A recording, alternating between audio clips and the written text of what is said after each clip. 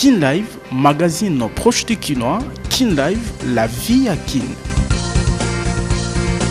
Merci à Koeba Ete, Bozali Ebele, Liboso, Ebaitando, Ike Nabino, pour la Kolanda édition à Kin Live, Yamkolalelo, Likitato plénière, il y a vendredi dans l'Assemblée nationale, et ça limité, et collègue la Mabongo, Namikolo, et Zalikoya, bureau d'âge, Batalisi, Mokano Yango, Nanzela a communiqué, Wapi Balobi Ete, Babakisi, Mwangonga, na commission, O Ezali Kolandela, projet, ya Mobeko, ya ratification, ya accord, ya Zelkaf.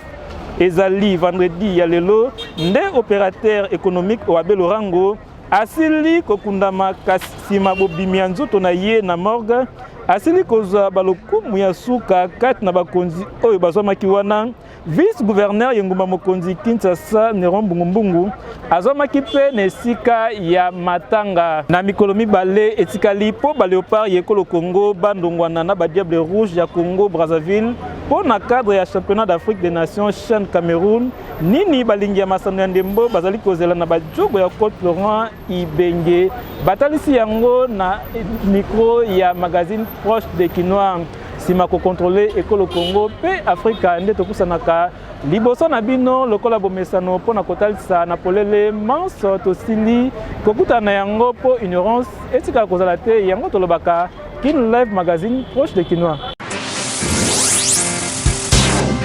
Kin Live, magazine proche du Kinois. Kin Live, la vie à Kin. Batata, ba maman, mbote na bino, merci ya koeba ete bozali ebele liboso. Ya baitando ike na bino pona kolanda édition ya Kin Live oyo kofungama na bilili oyo.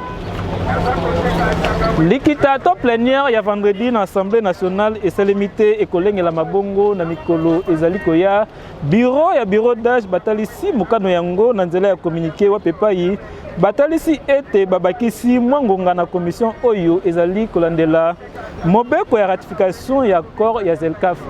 Ndenge bongisamaki pour na vendredi 15 janvier 2021 Likitato plénière nanda kwa bakeli mibeko ekolo Congo démocratique et ça limité Ekolenge Lama, mardi 18 janvier, Mozali Koya, Nangonga ya 13h, et lobby communiqué ya bureau d'âge, Nabokambami ya honorable Mbosoko Dia, Nambela ya bureau ya Assemblée nationale, Batalisi ete babakisi Mwangonga na commission Oezali Kolandela, Nkoma ya Mobeko ya ratification ya accord ya Zelkaf, pour ete Basilisa Musala Oetikalaki, bureau Mbosoko Dia, et talisi lisusu ete sima bondimami ya rapport ya commission mixte relations extérieures économie finance et contrôle budgétaire bako bengisa likita mosala pour ko finaliser toko silisa mikano oyo kozwama na ngambo ya ba député o balengeli pétition contre ba membre ya bureau d'âge Mbosoko Dia pe équipe na ye mobimba bazali na makoki ya ko bengisa likita soki mokete tolobi tiboko yoka. Kin Live, magazine proche du Kinois. Kin Live, la vie à Kin. Ezali vendredi ya lelo nde opérateur économique wa Belorango asili kokundama kasisima bobimi nzoto na ye na mok bakonzi ya ndenge na ndenge bazomaki wana wapepai bayebi na kopesa ye lokumu ya suka kati na bango vice gouverneur yengumba mokonzi Kinshasa Neron Mbungu. Mokonzi Molande Ngumba Mokonzi Kinshasa akitaki vendredi 15 janvier 2020 na terrain Mangobo ezwami na commune ya Njili wapi pa nzoto ya opérateur économique monene ekolo Congo démocratique wa Belorango ezalaki exposé pona kopesa ye ba hommage ya suka sima ya kotika fololo ya matanga liboso ya kunda pe kolendisa mwasi ya mowei bana pe bandeko ya libota Mokonzi Molande Ngumba Mokonzi Kinshasa atalisaki bolamu ya mécène munene oyo atiki mokili comme un grand mécène, comme un grand producteur, donc bref un grand notable. Donc ville sokobomoni présence na biso awa ezo signifier que ville nyonso Kinshasa ezolela le grand messieurs Wabe Lorango, le Chandiran, voilà l'empereur à l'époque de Babandai Kobenga. Et de profiter pour na yango kopesa nzambe merci parce que Bible lobi biso na ba circonstances nyonso il faut topesa nzambe ka merci yem tapesa ki biso vie Wabelo a décidé ko joyer mais na minute oyo Kinshasa nyonso eza en ébullition pour na kolela vieux Wabé Lorango pour na ko rendre ye ba dernier au revoir.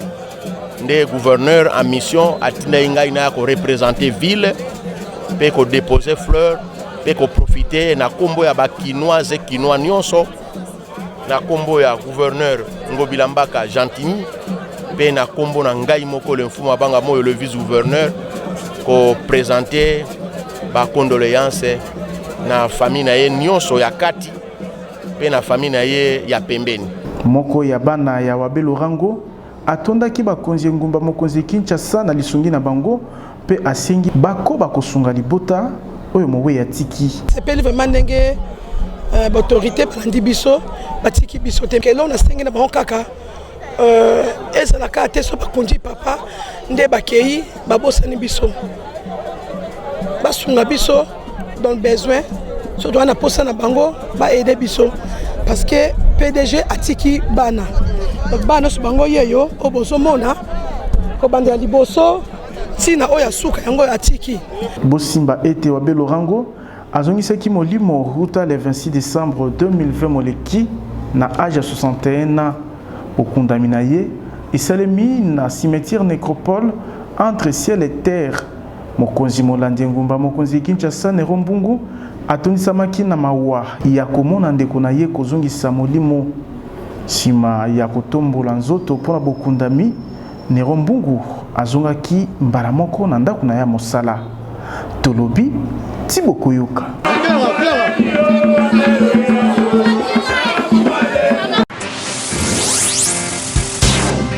Kin Live, magazine proche du Kinois. Kin Live, la vie à Kin.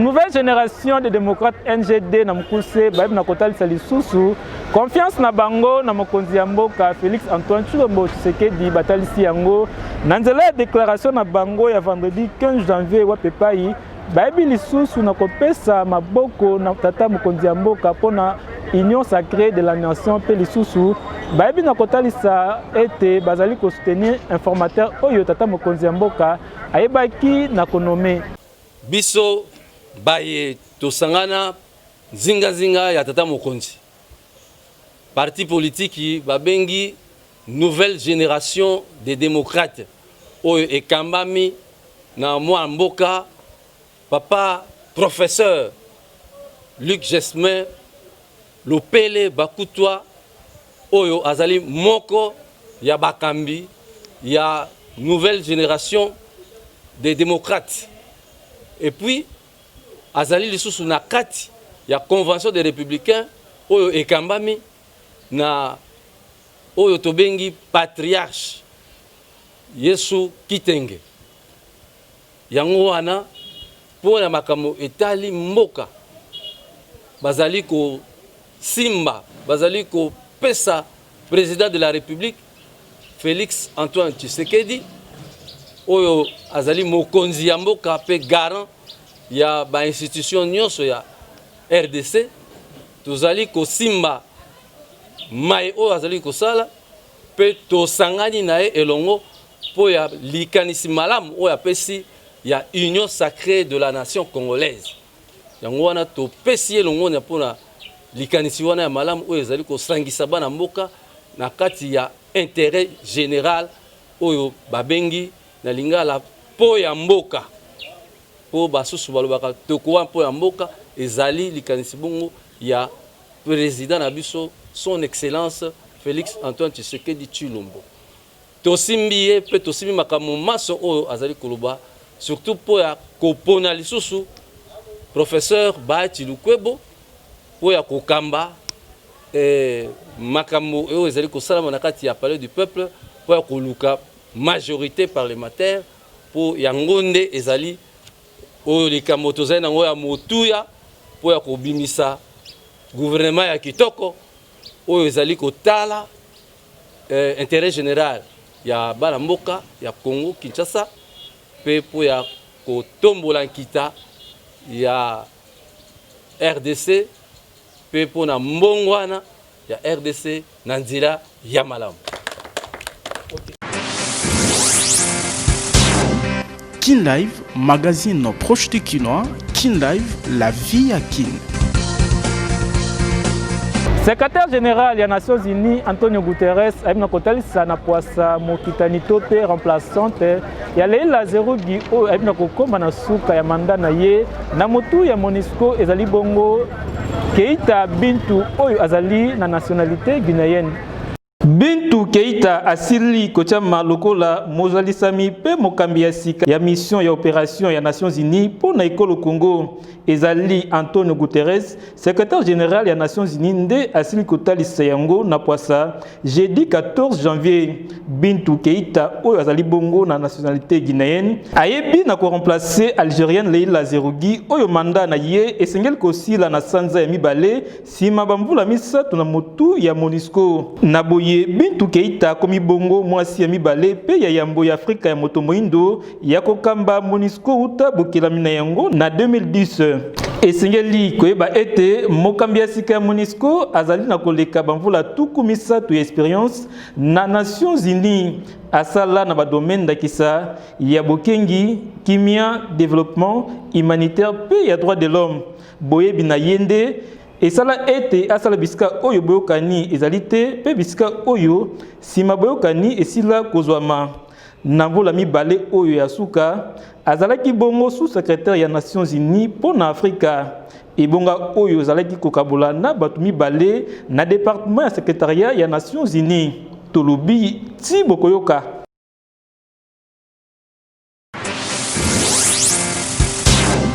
Kin Live, magazine proche du Kinois. Kin Live, la vie à Kin. Déclaration ya Thierry Mosené pour le cadre ya CCI et CPLC by UDPST, Maître Richard Kabatela, vice-président et dynamique des 13 parlementaires, a série kotel sa été soki Lambert Mende Omalanga, à côté union sacrée pour Mokonzi Akalaye Kolo Congo Joseph Kabila Kabange nde asengi na bango bakota pour na ye basengeli kozonga na FCC. Yangunde soki bamoni que intérêt na bango to Mundeko Joseph Kabila en tant qu'autorité morale, yang mutuatindi bango, ils ne sont pas dans la vision de l'union sacrée. Wana photo le bango ponele. Ça veut dire que na union sacrée, c'est la nouvelle gouvernance. Na union sacrée, c'est d'abord les intérêts du peuple congolais. Mais ce qui est athée, ce qui est autorité morale, bazonga na bango place ezanan. Bazonga bakende ko salela Mukonzi na bango, autorité na bango, Joseph Kabila, aza bonzenga na bango. Parce que na landine de ko Thierry Moussemne po, alobiye moko que Félix Tshisekedi aza effectivement libende. Pambate, kokende na FCC ti ekweya, ezalaki facilité. Mais bozo reconnaître que FCC ekweya. Ça veut dire que mentalité, ya kozala non prince alobi, autorité morale à l'objet de Tobo. Maintenant, là, l'union sacrée, c'est le peuple, un point intérêt. C'est l'intérêt du peuple. Peuple a kobongisa espoir par rapport à un individu. Monsieur Lambert Mende ou quoi. Non. Peuple a kobongisa. Ici, c'est une seule vision. Ici, il n'y a que Félix Tshisekedi, chef de l'État, Oyaza Mokolo vision. Yende Muto Azo Memabiso. Nakati ya vision wana le lenge moko a concevoir vision na ye eza makambo a servir un individu te eza makambo ya no batindi biso te makambo wana nde tozo comprendre te tina âge wana Lambert Mende déjà au-delà de 70 ans tina âge oyo azalaka autorité morale à lobby Joseph Kabila à lobby non je crois que c'est révolu et même dépassé biso tokondi mangute et je suis très sûr d'ailleurs que na union sacrée parce que ils ont blanchisserie de Lambert Mende a dit très bien que Azoya pour donner un plus mais pas pour être dans l'action gouvernementale non ils vont contempler comment Félix Tshisekedi a kokamba cette nouvelle vision des choses makambo ya non to tenir compte ya boya boy to buyangunde tozo boya yango wana biso tolingi batu bazo ya ono biso toza autant biso toza boye to partager boy non l'union sacrée ce n'est pas le rendez-vous du donner et du recevoir c'est le rendez-vous du peuple congolais. Kin Live, magazine proche du Kinois. Kin Live, la vie à Kin. Nangam na ye mwana mboka Guilain Lokofu mokambi ya bateki ya ekolo Congo ayibi na kotalisa ete décision ya kokanga zanda monene na gouverneur ya ville province ya Kinshasa Jatini Ngobela elongo bani soko mokete pona bango yambo ya kokanga zanda monene ebongaki na ino kotalisa na poasa société nini bayibi na kozwa marché ya kotonga zando ya sika pe budget ezali boni pe ekosalema lisusu na ngonga boni yambo yango ekoma na suka batalisi yango na micro ya Gelor Tawaba. Lobi bateki batambolaki mpona kosenga na bakonzi baanile décision ya gouverneur ya ville ya Kinshasa oyo eza na cadre ya kokanga zando à partir le 20 janvier, à partir ya mercredi le 20 janvier. Nde na ntina na bateki basepeli na décision soki moke ete mpasi bamonaki kaka moto oyo aboyi bamatise bakende kobwa yango na basite ya hôtel de ville, kaka moto oyo aboyi balouwe baengin ya hôtel de ville, kaka ye elingi apesa biso leçon, kaka ye mpe moto aboyi konomi bamembre ya comité de gestion ya marché pour que zando ezala bien géré lelo abakanga zando mpo assainissement ezosala malamu te.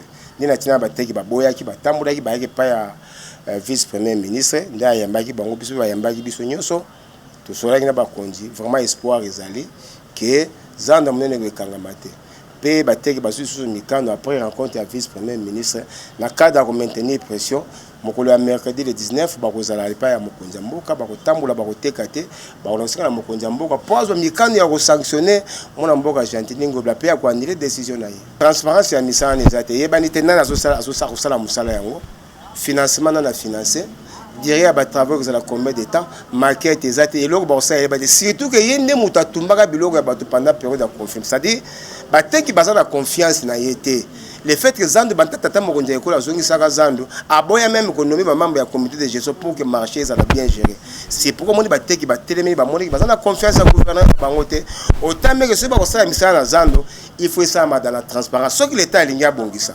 L'État a respecté le processus de marché public. Nous avons une assemblée provinciale. Et comme il y a une assemblée provinciale à Zotosaté. Vice-premier ministre, ministre de l'Intérieur, à Zotosaté. Tata Mokonza Ekolo, à Zotosaté. Alors, biso bateki des photos éduquées pour que tous les institutions ya mboka à tous les biso peuple. A bengi ba syndicat, a yebisi biso, to yebi entreprise au sala musala, to talepe maquette, ndenge kimbuta sala kana matete. Babenga biso to vandi to zoteki to teki wenza matete pour ba spéculation ça makamwa mingi to teki wende bota na market yango yo bato bakosala musala yango yo bakotonga autant de magasins musala kosala mapanda autant de mois ba recenser ba vendeur ba misi bango libanda ya wenze batie bango na babalabala za nzinga ya wenza matete bayeki bateki baza autant tango musala esili nde bazongisi bango oya ye atumbi biloko ya bato atindi bango na kalembelembe pose à meza $60 et $100 60 cm. Ok, ceux qui n'ont yumbi na bango na bakabinda $100 60 cm. Oh. Kin Live, magazine proche de Kinois. Kin Live, la vie à Kin. Kaka na masane ya ndembo bosengeli koyeba ete balopar ekolo Congo basengeli konongwana na ba Diable Rouge ya Congo Brazzaville ekozala bongo le 17 janvier bana Kinshasa bazali kozela nini na bajogo ya Florent Ibenge ba réaction na bango. Bon minga kolobeza te topesaka ba chance kana Léopard sélection o Ibenge sali vraiment tozana nango vraiment la confiance parce que topesaka déjà confiance pour Aliboso donc ce que moni fédération PC sous confiance c'est que mamba bien ça donc côté la sélection ba joueur wana pena biso tout ça d'accord surtout nenga zu ba joueur vite belé pour na minute na Congo ba joueur baza compétitif ezaka ba joueur vite donc mais c'est pas match de beta na Tanzanie déjà de moins déjà moi ba résultat bien donc ba bonne chance que belé dans match autre beta na Diable Rouge wana vraiment réussi wana vraiment tout ça vraiment confiant na Ibenge beaucoup de ça 3 points premier match le reste est tikali de total en après et surtout retour à Ibenge on a pour ça confirmé mais mingi nde aïe baba joueur Norbert to boy aban so satire avec club Pezolo Bama déjà mais pour ça nanga soué nangeza qui non to remporter match on a liboso et surtout dans le 17 un jour le Mumba Kufara to honorer quand même mémoire on a eu ça la biso bien. Premièrement nazo compter na coach bien expérimenté na vu que yende a pesa ke biso deuxième victoire deuxième coupe a une expérience ya Chan tozo Chan to pesa nano ba chance belé Après, tu as compté le championnat Nabiso, tu as vu que pour l'instant, vraiment, l'équipe est amicale. Il y a Makasi à championnat. Makasi à championnat, il y a une équipe. So, mon équipe est amicale, et ça la face une équipe est amicale, c'est-à-dire championnat, et Zali Makasi. En tout cas, pronostic Nangaï, je pense qu'il y aura 2-0 en faveur du Léopard. En tout cas, victoire et pas Nabiso. Bon, match où on a côté à la même Congo Brazza, les joueurs à bien.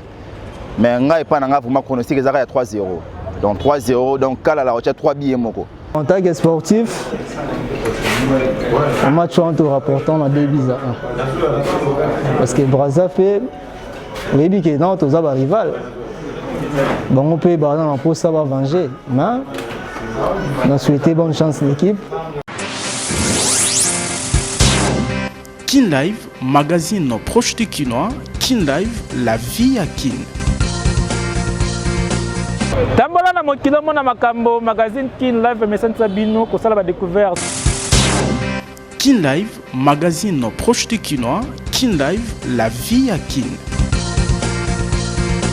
Édition ya Kin Live ya mkola lelo yango ekomi na suka tozalaki na esengo ya kotelema liboso na bino mpona kopresente yango totomi no botondi na ndenge bozali kokoba kosala biso confiance mpe kolanda magazine Kin Live ntango nyonso tolekanaka totondi botondi na Fabrice Ebengo mpe Gelor Tawaba oyo balengelaki édition ya mkola lelo etambisamaki bongo na Kadafi Mbumbuzi Kin Live ya mkola lelo ekosila boye te tika tosouhaite joyeux anniversaire na Allégresse Engo oyo azali kosouffler na bougie mibale ya bomoi na ye magazine Kin Live etombeli yo botama elamu Allégresse Engo bébé ya Bénédicte Tingi depuis Afrique du Sud biso na bino tukutani mokolo ya lobi botikala malamu. Kin Live, magazine proche de Kinois. Kin Live, la vie à Kin.